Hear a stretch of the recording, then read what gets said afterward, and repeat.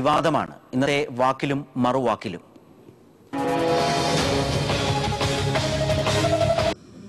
ഇപ്പോൾ ചാണ്ടിക്കൊരു ഹെലികോപ്റ്റർ,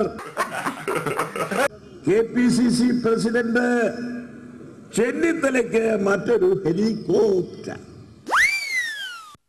ചെന്നിത്തല മത്സരിക്കുന്ന ഹരിപ്പാട്ട് നിന്ന് മാണിയുടെ മണ്ഡലമായ പാലയിലേക്ക് പോകുന്നത് മുമ്പ് കാറിലായിരുന്നു. ഞങ്ങളെല്ലാം ഇപ്പോഴും കാറിലാണ്. പക്ഷേ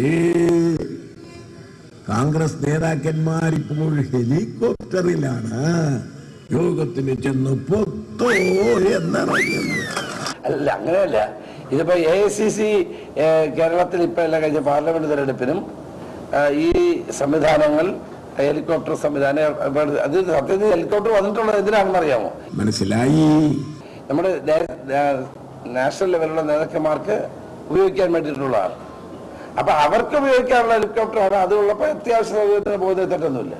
കോടികളുടെ അഴിമതി നടത്തി കയ്യിൽ വന്നിട്ടുള്ള കാശ് കോൺഗ്രസ് നേതാക്കന്മാർക്കുള്ളത് കൊണ്ട് സംസ്ഥാനത്തിന് 2 ഹെലികോപ്റ്റർ എന്നതിന് പകരം ഇനി ജില്ലതോറും ഹെലികോപ്റ്ററുകൾ ചിലപ്പോൾ വന്നേക്കാം.